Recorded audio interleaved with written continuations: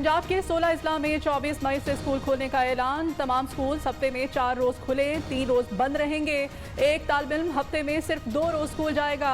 लाहौर और गुजरावाला में स्कूल नहीं खुलेंगे। कोयटा के अलावा पूरे बलोचिस्तान में भी तालीमी इदारे 24 मई से खुल जाएंगे।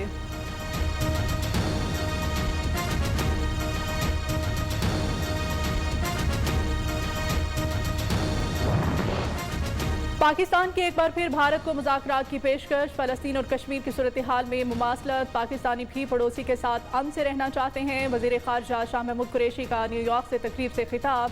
कहा, फ़लस्तीन और कश्मीर के मसाइल हल ना किए गए तो देर पा अमन मुमकिन नहीं होगा।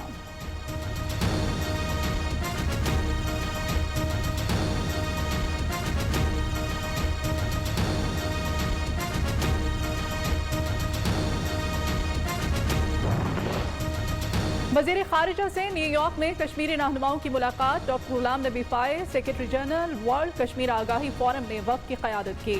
शाह महमूद कुरैशी ने कहा, मसला कश्मीर पाकिस्तान की खारजा पॉलिसी का अहम सतून। हल किए बगैर जनूबी एशिया में अमन का ख्वाब शर्मिंदा ताबीर नहीं हो सकता।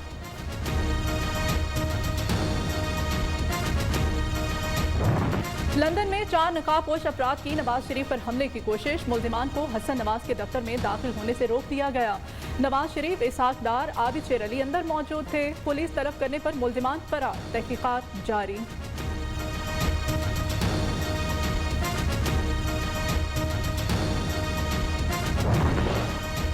खुदा किसी को कमजोर और बुज़दिल दुश्मन ना दे। नवाज शरीफ की जिंदगी से खिलवाड़ करने वाले अब तक बाज नहीं आए। मरियम नवाज का रद्द अमल नकाबपोश गुंडों का हमले की नीयत से घुसना काबिल मुजम्मत है। शहबाज शरीफ का ट्वीट, ऐसे घटिया हथकंडों से पहले घबराए ना आप घबराएंगे। हमजा शहबाज का बयान।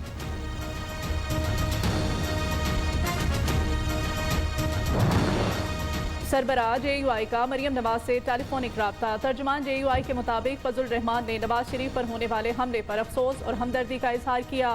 मौलाना का वाक़े की इंक्वायरी का भी मुतालिबा।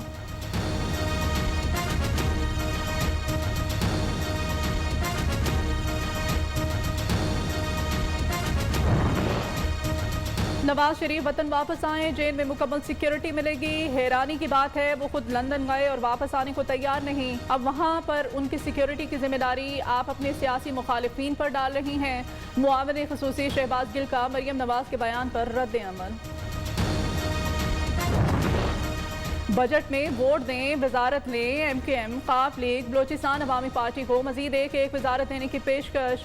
हुकूमत ने बजट मंजूर कराने की हिकमत अमली बना ली। इत्तेहादियों को पक्का करने के लिए बजट से पहले ही वजारतें दी जाएंगी। अली जफर को वजीर कानून बनाए जाने का इम्कान।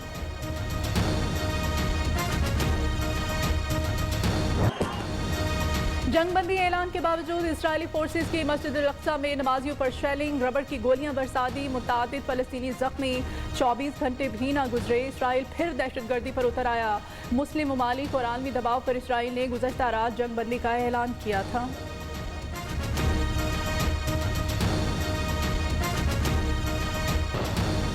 गजा में हर तरफ तबाही, इमारतें खंडर बन गईं, माओ की गोद उजड़ गई। फलस्तीनी मुसलमानों ने हिम्मत ना हारी, किसी से मदद मांगी, ना ही दुश्मन के सामने घुटने टेके। घर बार, मालो दौलत, अपने प्यारों समेत सब कुछ हार कर भी फलस्तीनी जीत गए। बच्चों और खवातीन ने मज़ाहमत और हक पर डटे रहने की नई मिसालें कायम कर दी।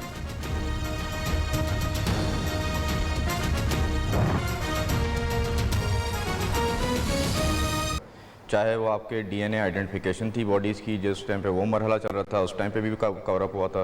उसके बाद हमारे लगेज जो है वो चोरी हुआ था, वो हमें नहीं मिला था, वो कवर अप हुआ था। उसके बाद फिर ये इंश्योरेंस की पॉलिसी हम लोग फोर फ्रंट के ऊपर लेके आए थे, वो भी कवर अप हुआ था। तो आप इन्वेस्टिगेशन की बात कर रहे हैं, यहाँ पे AAIB भी कॉन्स्टिट्यूट किए हुए हैं। उसके अंदर जो लोग हैं उसके अंदर they are not qualified, they do not know anything about air crash investigation. IPALPA का एक स्टेटमेंट आया था कि दे ऑफर्ड कि एक जो A320 का जो एक पायलट है, जो कि एक सर्टिफाइड एक इन्वेस्टिगेटर है, वो भेजते हैं इस क्रैश के बाद। यहाँ पे ये मना किया गया था। ये समरी ये जो है भेजी गई थी आपके एविएशन मिनिस्टर को भी और ये सबको भेजी गई थी, लेकिन दे रिफ्यूज्ड। और इस टाइम पे जब उनसे पूछते हैं तो वो कहते हैं हमें तो रिसीव ही नहीं हुई थी। तो if you talking about an investigation तो स्टार्ट ही नहीं हुई। ये इन्वेस्टिगेशन कभी होनी नहीं है। पिछले 10 साल के अंदर इतने सारे क्रैशेज हुए, एक कोई रिपोर्ट फ्रंट पे आई है? नहीं आई है। That is the whole thing. یہ سارے سسٹم اس کو کور اپ کرنے کی کوشش کرتا ہے. ہم لوگ بار بار آ کے یہی کہہ رہے ہیں, اٹس ناٹ اباؤٹ دا منی. کروڑ روپے تو ہم لوگ بہت پہلے لے چکے ہوتے تھے, ٹھیک ہے, دیر اسٹل فیملیز فائٹنگ. کیوں لڑ رہے ہیں؟ We don't want this to happen again, کیونکہ ابھی تک ایک ذرہ برابر کوئی اس کے اندر کوئی چینج نہیں آیا پورے سسٹم کے اندر. ابھی کل آپ نیوز دیکھے ہوں گے کہ آپ کے ATC کنٹرولرز جو ہیں وہ 2 جو ہیں جو جس ٹائم پہ یہ کریش ہوا تھا تو یہ 1 سال سے سرو کر رہے تھے.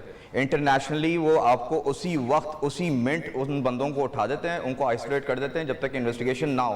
یہ 1 سال تک یہ لینڈنگز اور یہ ٹیک آفس وغیرہ کرواتے رہے ہیں. آپ کو پتہ ہے کتنی بڑی زیادتی ہوئی پاکستانی لوگوں کے ساتھ. آپ لوگ سارے ٹریول کرتے ہیں, آپ لوگوں کو پتا تھا کہ یور لائفز اور the lives of the people that you love are in danger.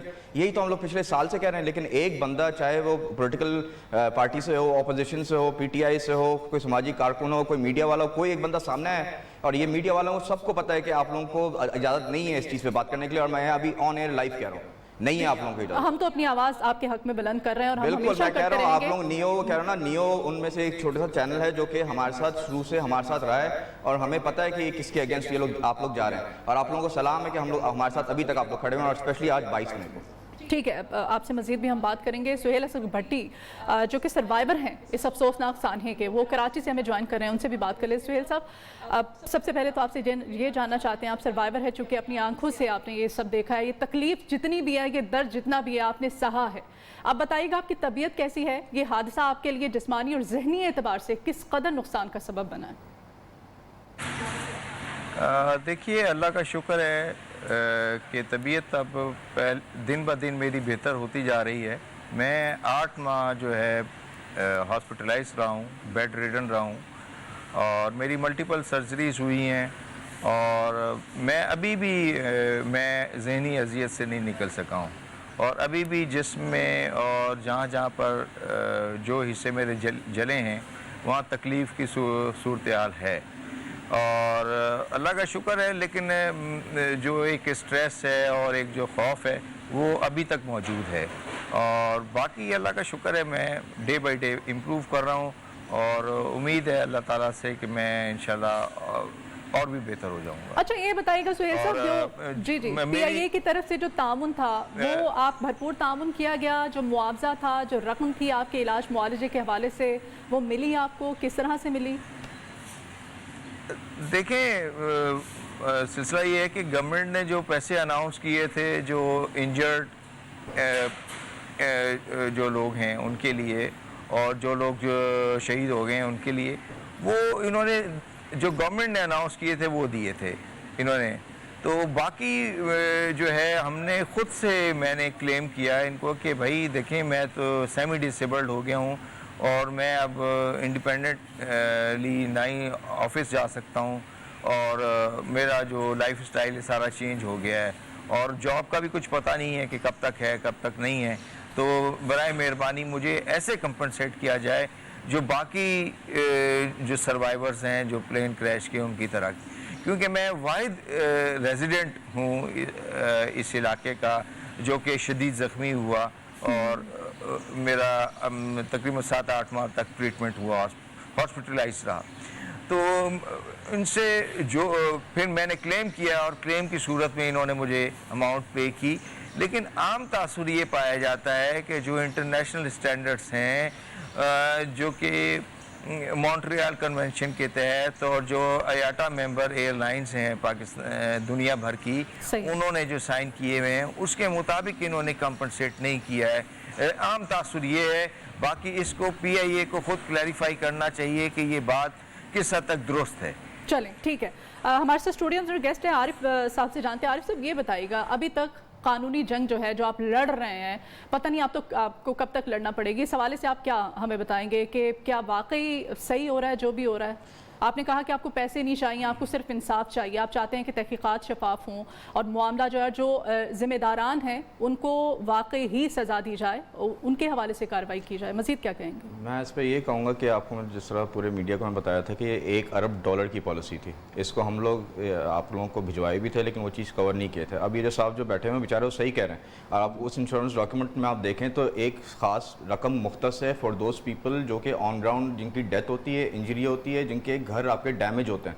यहाँ पे PIA जो है ये आओ ताओ अपने क्या कहते हैं अमाउंट्स और डिसाइड करके लोगों को दे रही है, जो बेचारा माड़ा बंदा उसको कम दे के फारिग कर रहे हैं, एंड देयर जो असल जो अमाउंट है which is coming from the insurance company वो हिडन है।